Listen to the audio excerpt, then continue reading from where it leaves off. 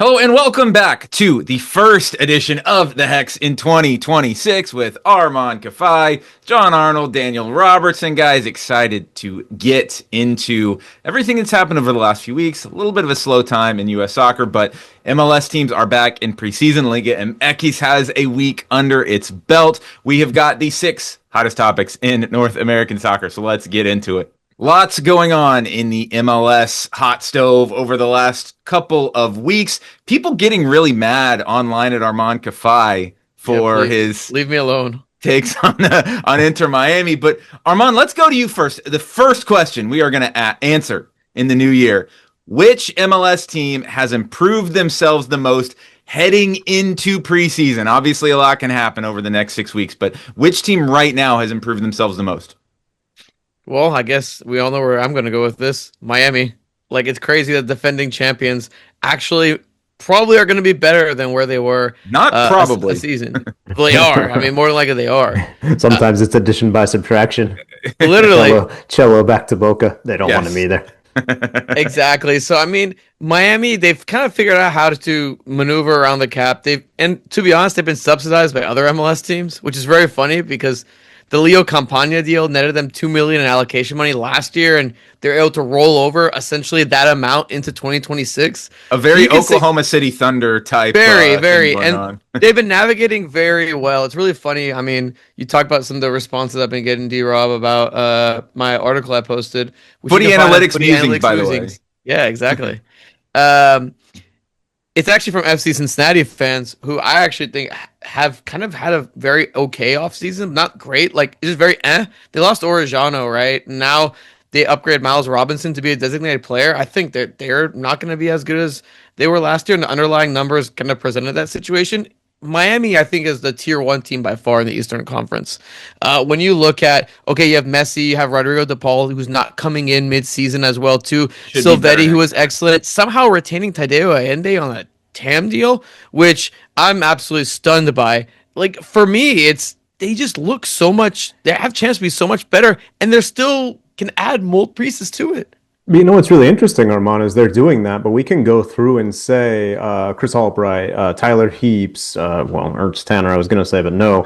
But, we know a lot of these chief soccer officers. Miami, we kind of were like, who's running this team? It seems like Lionel Messi and his friends. Well, if so, they're deep in the weeds of footy analytics musings. They're deep in the weeds because they really are kind of using all these mechanisms to their benefit in a way that I don't think we thought Inter Miami was kind of reading the league. It seems like they did take their time to do their homework. They got somebody in that front office reading the rule book and has been reading it for several years now. That wasn't the case when they first came into the league, if you remember the fine and everything that happened. Well, and also, they've never had a problem recruiting players internationally to maybe take a little bit of a cut. Well, they're going into they're in the South. They're going into the SEC recruiting right now to go get a guy like Dane St. Clair, Armand. I mean, our most glaring weakness, we just got the best guy in the league. Exactly. And not only Dane St. Clair, but interleague, they got David Ayola too from Portland. Yeah. And and people are like, oh, how this happened? We're the only team that said, this is reporting from Tom Boger, that said, hey, we don't care if this guy's going to have an extension. We'll take him. We'll see what happens after a fact. We'll deal with consequences later. That's a risk that other MLS teams will not make, and it's very clear. And that's where Miami's benefiting. They can take those risks. You had a guy like Dane St. Clair. Again, the Allende signing, I think, on a deal, I thought they weren't going to get him, guys. The money is very hard to make it work, but if he signs a long enough deal, Daniel, like, he could stay on a team. So for me in the East, like, it's Miami and everyone else. If they had added Blackman, which was apparently fake news, that would have been even better, but I still think they're looking to add one more player, and they have room to do so. Well, and Armand, I'm going to look at the team that they eliminated from the playoffs and that they seem to have eliminated from a lot of competitions in the last few years. I'm going to Nashville on this one, the team that has improved themselves the most, because when you look at Nashville, they had a good season last year, I think. BJ Callahan really turned things around there. But the problem with Nashville was they are so reliant on two players in attack. It was Mukhtar and it was Sam Surridge. And I think they had like 40 goals combined last year. No one else on the team had more than 4. Schaffelberg, who they moved on to LAFC. So beyond that, they had 2 goals returning from any other player on the team. What did they do? They went out and signed 2 huge players. One of them I'm more familiar with. One of them, John's probably more familiar with. First off, Christian Espinoza. This is a guy who has 119 goal contributions in MLS since 2019. He is a proven MLS All-Star, and he's been doing it as the focal point of that offense. Now you have Hani Mukhtar and Sam Sturridge, man, if he's coming in like, what did he have, 15, 16, 17 goals last year? Now he's got the service flying in from both sides because Schaffelberg's not like a guy who's known for all of his assists. Love that move. And by the way, they also got rid of Walker Zimmerman's salary, which this is a guy who is earning a lot of money. He's 32 now. And I was looking, I was thinking, man, this might be a big loss for them. He only played half their games last year. They've started to, learn how to do life at the back without Walker Zimmerman. And then, John, they went out and got Warren Madrigal, a Costa Rican forward who's in the national team, very good at Saprissa, went to Spain, though, didn't really work out for him. Could this be a big signing for them? Well, he got hurt. He hasn't been the same since he got hurt. If he's the same player that he was before the injury, if they can recover that form, then yes. Look, it's also, you kind of have to remind yourself it's a new Nashville. You mentioned BJ Callahan. Like the last flashy potential Costa Rican star that went there was Randall Leal, and then that just kind of fizzled. So I think Madrigal is a nice piece, but he's much more of an uncertain compared to Christian Espinoza, who's done it year in, year out in Major League Soccer. And man, did you see that they kind of introduced him sneakily at the Nashville Predators game? He comes from another hockey city. The Sharks fans had to be furious. Furious! But they've got Macklin Celebrini, of course, as Armand knows. So Rob, like the thing that's crazy, guys, is the whole how Espinoza became a free agent was again. I think Landon Donovan on a pod today and said it was through an error. That's insane. That MLS team allowed a player. They forgot to trigger the option, and Chris Leach, we saw, got fired subsequently later. Like, I can't believe they let him go. And to add Christian Espinoza to offense where BJ Callahan seems like he knows what he's doing. Again, I don't think they're near Miami, but I think they're going to be super fun, John. But my team is not going to be anywhere near Miami or Nashville. But this is a team that, you talk about who improved the most. It's all relative. And I think DC United actually had a surprisingly good winter, at least so far. Matt Doyle was joking whenever the free agent list came out. Look, if DC United could get a couple of these guys, they could actually do a nice rebuild. Sort of what they did in a way. They've got Ty Baribo coming in, a proven goal scorer from Philadelphia. Sean Johnson, veteran goalkeeper. Would have liked a Bill Hamid reunion, but I think Johnson's obviously been in MLS and in better form. Then they went out and got a DP. I'm not going to pretend to be an expert on Romanian international Luis Munteanu, but a goal scorer that they spent a lot of money on. And they traded for Sean Nealis. So kind of at every single bank, I guess 2 at forward, they have upgrades. And with the exception of the Romanian guy, these guys have all done really well in MLS. That's what DC United hasn't done. Had good MLS teams. And I think this takes them, if anything, from cannon fodder to maybe solid, maybe tough to beat, maybe, a higher floor. Absolutely. It super raises the floor for me. I mean, I still don't think that they're going to be contending with the teams that you guys picked. But for me, especially with some of the quirks of the chief soccer officer that they hired, that he wrote a novel or something, the fact that they had a pretty good winter, I think, should give DC fans at least something to hang hope on. Look, they won 5 games last year, so hey, they could double their win output. Nashville's not going to win 32 games next year like they won 16 last year. So, if we're talking about the team that improved themselves the most. Might be the best one, John. Could be a lot of wins added. Sneaky play, John. We mentioned San Jose and the potential mistake they made on Christian Espinoza, but guys, it's been given the here we go by Fabrizio Romano. Timo Werner, the former German international. I think it's safe to say former. I don't think he's going to be back in the German in the squad anytime soon. Former German international Timo Werner not going to the Red Bulls. He's going to the San Jose Earthquakes to partner with Chicho Arango up top. John, does this move make sense for the Earthquakes? Does it turn them into a playoff and not play-in contender? I'm not convinced by that. I'm totally wait and see on this. Look, like I get like I was gonna say something crazy. They had Joseph Martinez last year, right? To me, this is like, like luxury Joseph Martinez. Okay. Like, I don't know, man. Like, how much better does this make you compared to what you had? When you talk about taking a big step up, I'm not really sure. We have seen players who are somewhat on the scrap heap in Europe have some success in MLS. I think you guys are going to talk about a few of those examples. I don't I don't quite understand the move, right? Right, right. It's not like it's I think sometimes when it's like it's a former European international who's gonna sell a lot of tickets. I don't think that's gonna happen in the Bay Area with Timo. I don't know. Do people really want to see Timo Werner?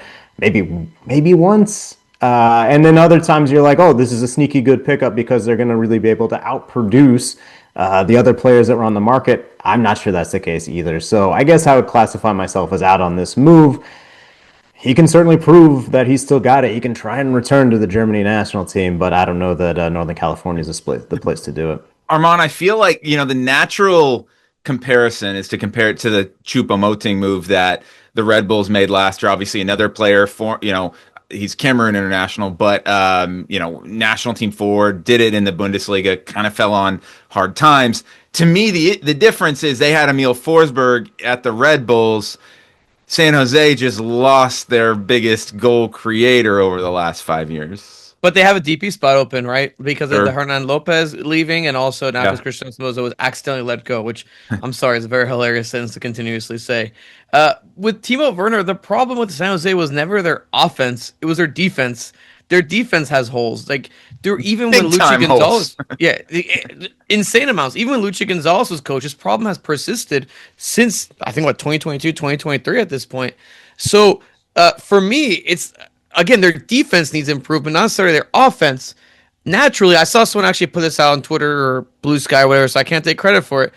But what if San Jose goes up to New England and says, "Hey, give us Carlos Heel, have him operate there. He worked great under Bruce Arena. They've made way trades back with when, New and England a lot recently. exactly, and that also kickstarts New England to have begin the kind of their continuous rebuild that they're going on through youth movement. Does it fix their defense? You're saying the problem is defense. Carlos No, Taylor but I doesn't mean, fix it's their all about defense. fun at this point. I mean, they're more like a screw it we ball team, is what it seems like. So That's what I wrote. I was like, look, it doesn't fix any of their issues, but it is fun. Like, I feel like this move, man. this move has no in between. He's Yes. either going to come in and score like 20 goals, form this partnership with Arango, and it's going to be like the most dangerous two-man game outside of what Denny Bash Bros like 2.0 basically, right outside Weird of Denny bromance. Bronson, or it could totally fall flat. Arango hurts his hamstring 2 games into the season. Werner, like, he has hamstring issues in the past. Werner, like, just doesn't Sorry, have Doc. it. But the thing is, San Jose had 123 goals scored in their games last season. That was 7 more than any other Western Conference team. There's a lot of goals on both sides. The problem is here, guys, he scored 5 goals in his last 2.5 years. Choupo-Moting was still scoring when he came to MLS. Werner does not score goals anymore. He hasn't had a good scoring year since 2019. So maybe a bad MLS defense is exactly what he needs to bang in some goals. Okay, so he'll score in training. Yeah. this move is far from assured. In fact, Josh Sargent seems to be pushing this move himself. Apparently, he said last weekend he wasn't going to play in their FA Cup match against Walsall that they won 5-1. Maybe they don't need him in Norwich if they're scoring 5 goals. Big controversy there as he seems to be pushing this move. Josh Sargent to Toronto FC for $18 million. They've already added Walker Zimmerman, as we mentioned before. They made some moves towards the second half of last season with Georgi Mihailovic. Actually, were playing really well, relatively speaking, for Toronto FC towards the end of last year. Armand, Josh Sargent, $18 million. Is this a move that makes sense? I mean, it does. They need a forward. I don't know if Toronto needs to be spending all this money. I mean, it won't impact their salary situation because he'll come in as a DP. But I mean, Toronto's been recklessly spending money for a while now. I mean, it worked, I think, 10 years ago now? Geez, that sounds crazy saying that. But recently, it's completely flopped with Insigne and Bernardeschi. So, like, Again, I see why they want to go after it. I think Sargent would be a good addition. I see why Sargent wants it too. You're going to get consistent playing time in MLS. Pochettino, it does not discriminate against MLS. Sure. So these are all things that are, I think, super positive for him. I think he would be pretty good in Toronto, especially when you have a guy like Mihailovic feeding you the ball. I mean, he's absolutely excellent. I just feel like, I don't know, when you hear 18 million for Josh Sargent, it seems like a lot. I feel like maybe it's not, but like it seems like a lot because you could go in league. I'm telling you this. What did Latte Loft go for?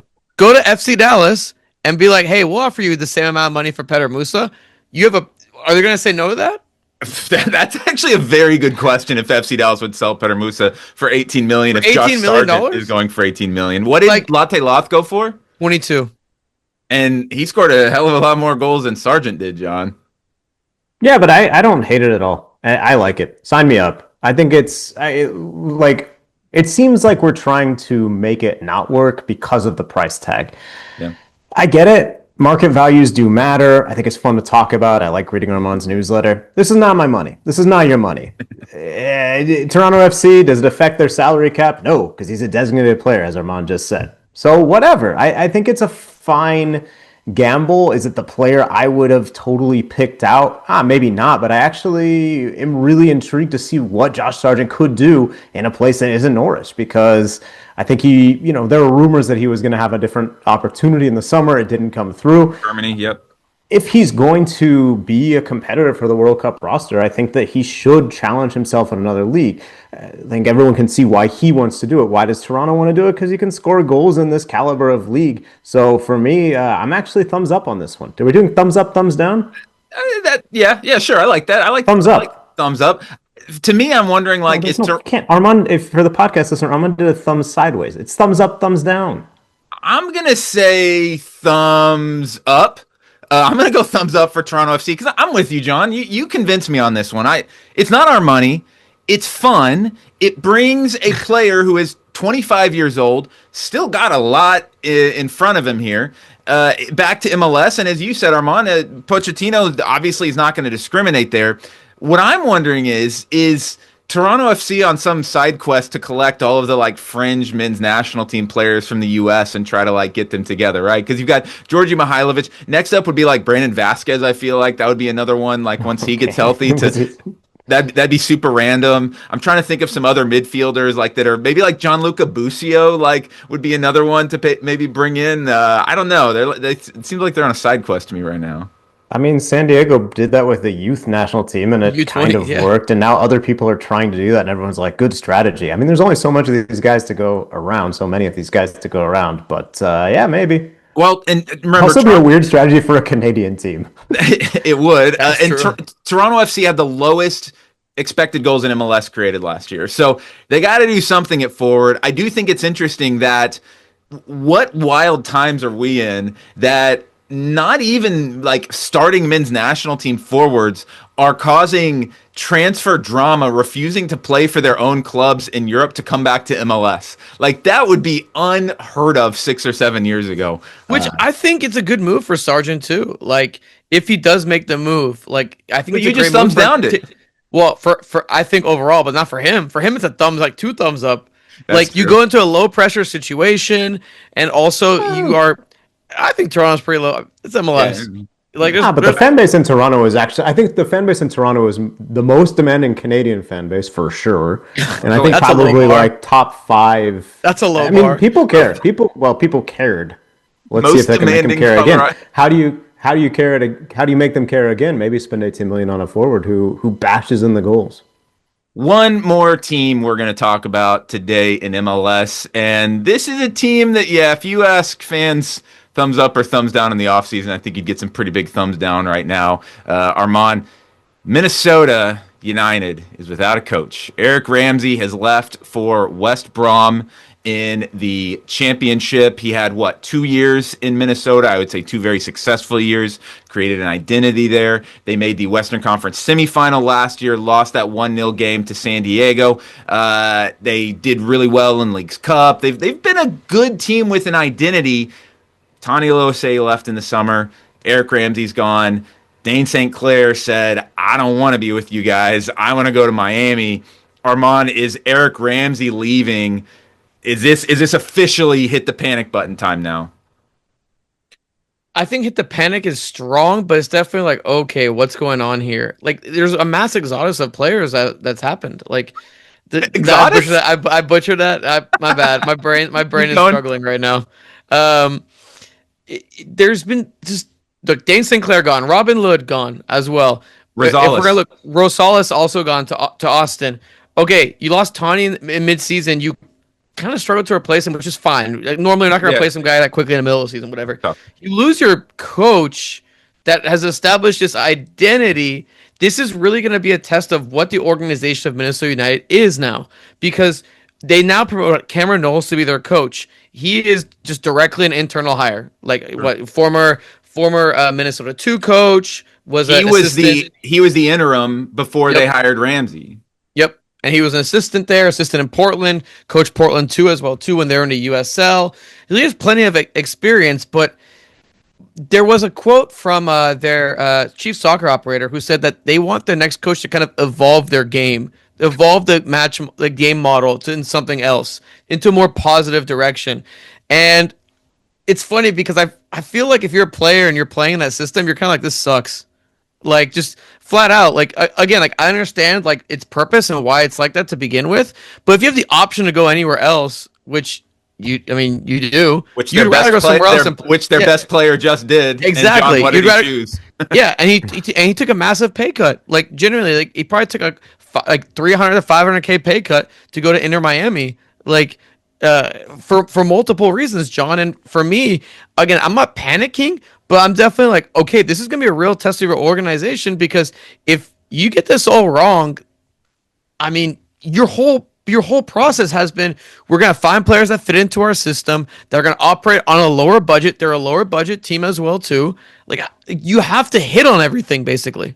Well, yeah, I mean, and not only that, like, we talk about how so few teams in MLS seem to have a distinct identity. Mm-hmm. And while I don't think any of us loved watching Minnesota United play, and I do agree that players even seem to sometimes get tired of that style, at the same time, it was something different and clearly worked. I mean, it definitely worked. And I think that you do have to have some continuity there when you say, okay, the assistant who's been around, like, he is going to do this. But if you try and have a tiger change his stripes, I don't necessarily think that's going to work, right? I think that in a lot of ways, there should be this continuity of playing style.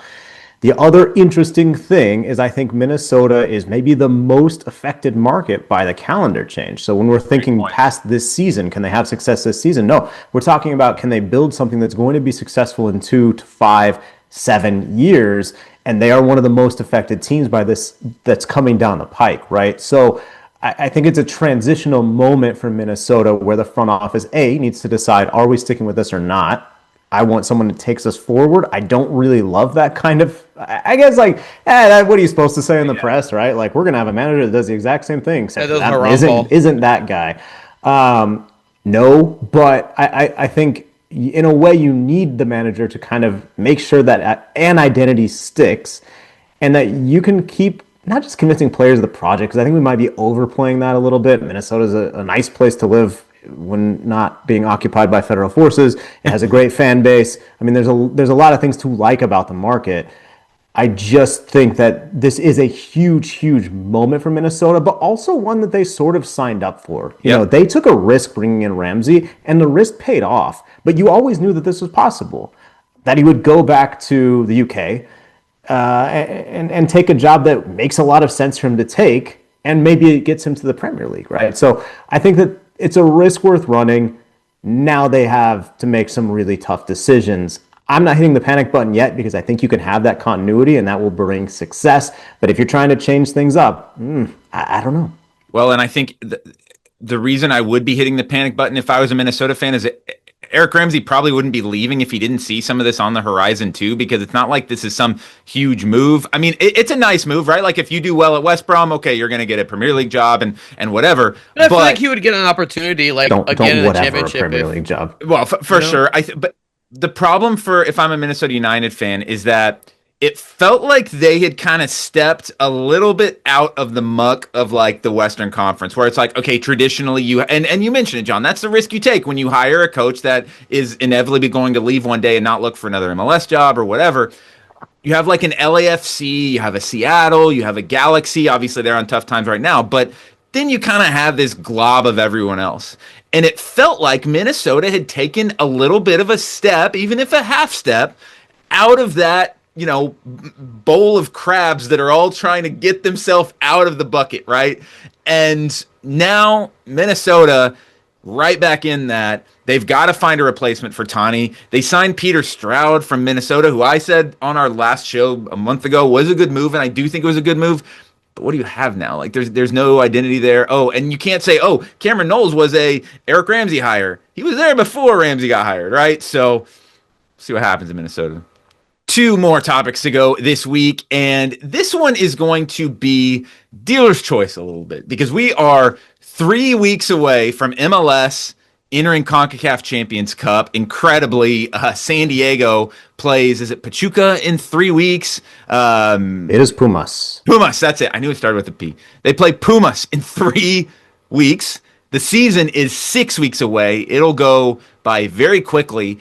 So I want to know from each of us, what is one thing you're tracking on your radar over the next few weeks to just kind of see like, oh, what's going to happen here? Something you're interested around the league. John, where are your eyes kind of looking over the next couple weeks as a topic that you're really interested in right now? Well, I want to stay right with that San Diego Puma series and San Diego in general, where they said, Chucky Lozano, our big signing, the guy who connected us with the community. No, thank you. We do not want him anymore. He is not in our sporting plans. He can train to the side, but we're shopping this guy. Where does Chucky end up? I think is a huge question. And also, yes, San Diego had a great season. Really good expansion season. And maybe Mikey Varas doesn't care about Chucky or his future, and Mikey just signed a contract extension that I think is deserved. What a fantastic expansion season. But a lot of the expansion season, I think, came down to what Andres Dreyer did with Chucky. And Chucky's gone now. But I think, at least publicly, what Chucky Lozano has said is that he was ready to come back, that he was ready to report, he was ready to smooth things over. I wouldn't be surprised to see Chucky Lozano end up in a different CONCACAF Champions Cup team. I think he might go to Cruz Azul. I don't think he's in the plans at Chivas. You think Mexico's likely? Oh, yeah, definitely, man. I mean, sure. Where? What do you think is likely? We talked about San Jose. Okay. I know. I'm BSing here. Okay, I'm pulling that out of nowhere. That was the most. He's like, okay. I mean, sure. I guess we could throw a dart at the map and see what MLS team it's closest to. Question: What did you think of Tyler Heaps' kind of comments about the Chucky Lozano situation? I thought they were kind of weird. I mean, the whole situation, it's been weird since October. Like, this is a guy who, look, leave the on-field stuff aside. Maybe you can't do that. But, like, this is a guy who was the top signing, your marquee player, whose name I guarantee is on the most jerseys in San Diego, who you signed in part because you are in a city that's pegged to the Mexican border and that you are trying to recruit talent from. Chucky did appearances, he hung out with fans. Look, there clearly is something that happened that no one is talking about that seems to have made this where it's not repairable, at least from the front office's perspective. And again, maybe Chucky is the problem, but that's not what has been communicated. He said, I'm ready to go back to San Diego. I'm excited to line back up again. And I think he also has his motivation to make the Mexico World Cup squad, which he's not a lock for right now by any stretch of the imagination. Even like Julian Quinones is in Saudi Arabia, but like he's scoring goals in the Saudi league. He is just as likely to make it as Chucky unless Chucky starts scoring goals and setting up goals. But if he does it in Mexico, if he does in the CONCACAF Champions Cup, then all of a sudden I think that Javier Aguirre calls him up. But Armand, yes, everything about this situation has been odd to me because where I was getting at is you have your biggest star and you had one good season, one. And you're like, we don't need that guy anymore. Like, and most of the season was with the star. Like, yes, they had some success without him. They got amazing production out of Pellegrino. like I don't know how you just do that again. Chucky is the kind of player that I think is difficult to replace. So the fact that they seem confident that they can be just as good or better without him than with him, it is odd to me because I think whatever team he goes to, whether it's Cruz Azul, whether it's America, whether it's back to Pachuca, or whether it is an MLS destination, I think he'll make that team better. I think he's that kind of player. So tossing him on the scrap heap, it sounds harsh, but like that's what they did. It is strange to me. Yeah, there did seem to be a little bit of hubris in it as well, potentially. But again, we like you said, John, we don't know what happened. We have no idea. So, Armand, what's something you're looking at over the next few weeks as MLS gets towards the start of the season?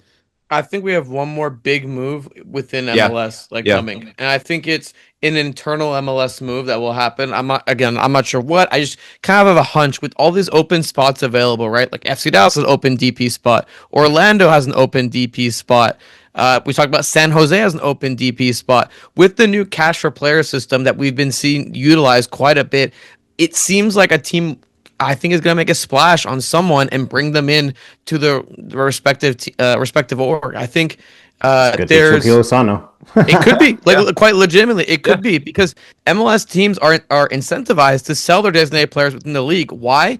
Because they don't have to recoup all the transfer fee like they would if they sold them outside of the league. So immediately they could convert that money into allocation money, the maximum that they can get, and use it immediately to improve their roster. So overall, like again, you're incentivized to do so. Look at Evander when Cincinnati acquired him, and Lucho Acosta when Dallas acquired him, etc. All these moves again are like. And if you're an MLS team, you're probably first going to inflate the price and look at MLS, then look externally. So for me, I think there's one more move left, guys, within MLS. I don't know what, I don't know who, I don't know where it's going to be, but I think with just all these pieces, someone wants to get better, and we still have a little bit more time, and you want someone that's familiar with the league. Yeah. A player who comes in within MLS is going to acclimate super quickly versus someone that you're bringing in externally where it takes their while for a family to acclimate, for them to acclimate to the new environment, etc. So I think there's one more move left, D-Rob, within this. The Lucho Acosta is a great shout. We're like, we kind of thought he was going to leave last year, and obviously there was the dominoes with Evander and Lucho, but that happened in February, right? Like it was kind of late in the preseason that it all happened. So the Galaxy, the Galaxy now have an open DP spot with Wiki. That's a great shout too.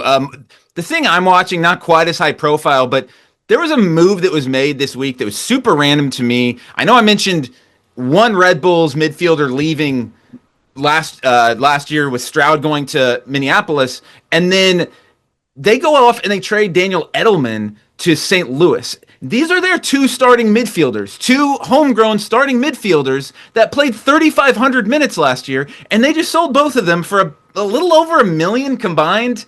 That's not that much. That's really interesting to me. Two, they haven't. I'm sure. Let's get some. If anyone who follows the Red Bulls is listening and in the comments here, let us know, what do you see as the plan here? Because they signed this Swedish international who obviously he played the second half of the season, but he didn't really do much. The Red Bulls were terrible in the second half of the season. I trust Michael Bradley. I think Julian de Guzman, I trust him, the sporting director. Maybe even Jurgen Klopp's dropping his get Daniel Edelman out of there. But what is Michael Bradley doing in his first year in charge? A guy, yes, exactly. The Brian Windhorst finger guns up in the air. What's going on with this Daniel Edelman move? Because that, to me, it made a lot of sense, the first trade of your midfielder, but then you went and moved the other one. So what's going on here with the Red Bulls? What is their central midfield going to look like under Michael Bradley, who is known as the central midfield? Maybe he's going to call himself up off the bench. Maybe he's going to pull the opposite. What was it, Tigres? Pizarro or Guido Pizarro? Yeah. He's going to pull an opposite of Pizarro and put himself back in the midfield. I don't know, guys. What's going on with the Red Bulls here? No one thinks Mo Salah is coming to the league, or someone of that size. That's a pretty interesting shout. I mean, it seems like that smoke has died down a little bit. Probably more summer move in reality than a winter move, if we're being honest. But yeah, I want to see what's going on with the Red Bulls.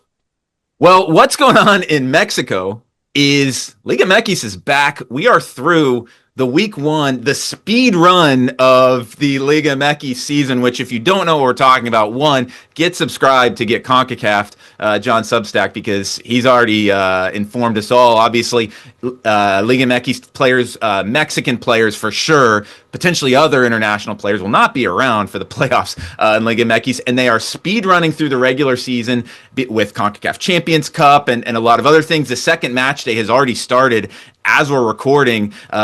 John, kind of a ho-hum first week, but Chivas, you wrote about it on your Substack today. Chivas, this might be their year. Oh man, they looked superb against Pachuca. And guys, we do have to wrap this up. Puebla Mazatlan is the early game tonight as we're recording. I mean, what a barn burner. No, I am excited about a few of the other matches. And actually each week on my TikTok and Instagram run through the three best matches of the jornada. So people can check that out. Chivas looked superb. Gabriel Milito has been in charge for only one tournament now. It started really poorly, but like their underlying numbers would be overwhelmingly better than the opponent. You were beating that drum last year. I mean, listen, it was just crazy because everyone was saying Chivas is in crisis, Chivas are in crisis. And then you look and they would have like 2.6 XG to 1.5 and they'd lose 1-0. The Wilfred Nancy effect. Totally. And so Milito luckily got a little more patience than Nancy, which is rare in Mexico. But now he has sort of separated the wheat from the chaff. Is that the phrase? I don't want to exodus here. Yeah. And they have a team that is built on two things that Chivas have always needed to do. One, find Mexican-American players who are developed in these MLS academies. Brian Gutierrez had a fantastic debut. He was so good. Signing. He looked like he'd been playing with Chivas for 3 years already. And then finding their own academy players. That's obviously going to be cheaper to develop talent than buy talent when you are a Mexican club that fields only Mexican players. Any agent, any rival club knows they can juice a premium out of you because if you want a Mexican forward, there's a limited number of Mexican forwards who are good enough to play in Liga MX at the top level, but they've got one. Hormiga Gonzalez was tied for the top scorer in the previous tournament. He already has scored a goal in this tournament, and who knows, by the time you're listening to this, maybe he's got another one or two. I think Milito, who plays like an intense pressing style, he also said that he went to guys like Alan Pulido, to Chicharito, to Eric Gutierrez, and he said, hey, this is why you're not in the plans. Good luck. And those guys are going to have to find a new team or they're going to have to retire. And so I think it's a bit of a Mexican-American movement, a bit of a youth movement, but I'm convinced that Chivas are going to contend for the title this season after just 1 week. It's an overreaction, but it is my genuine reaction. Well, and they don't have CONCACAF Champions Cup, so they're not playing this super condensed schedule that other teams are. And like you said, they can focus. And I'm looking at the schedule. They've got a 3-week span where they're going to play Club America, Cruz Azul, and Toluca back to back to back. That's going to be pretty fun to track over the end of February to see if Chivas is for real. And yeah, we're going to keep close tabs on Liga MX this year because, it's fun. And they also have the benefit of, I don't expect Brian Gutierrez to get called up at a U.S. national team. So they're going to have him for Ligia. Like, that's going to be... That is, by the way, a super fascinating potential men's national team under the radar move because you had Cade Cowell, obviously, another player that's kind of in that same second tier. He's on the Red Bulls now. Right. No, that's what the Red Bulls are doing. If you were going to let me finish, he's gone. Go ahead. So they bring in another one. That is, if there's no other reason for the men's national team gringos out here to watch Chivas, it's to see what is Brian Gutierrez doing. Because you remember, he was a potential $10 million transfer to Europe not long ago, too. Yeah, well, and two other players who were born in the U.S., Efrain Alvarez is Mexico, but he looks like, if you remember what he looked like for the Galaxy, he looks like a different player. He's still left-footed, like heavily left-footed, but he looks like a different player now. And Richie Ledesma, I think there might be a bit of a dual national panic situation there. Or maybe just is going to get called up by Mexico. He's been playing at a really high level, but I think right now it looks like they'll lose Rangel, the goalkeeper. They'll lose Luis Romo, the veteran midfielder, and they'll lose Hormiga Gonzalez. I think he's going to make the Mexico roster at this point. So they'll lose 3 players for the Liga, but maybe they can sort of, limp to the finish compared to an America that's going to lose more players than that.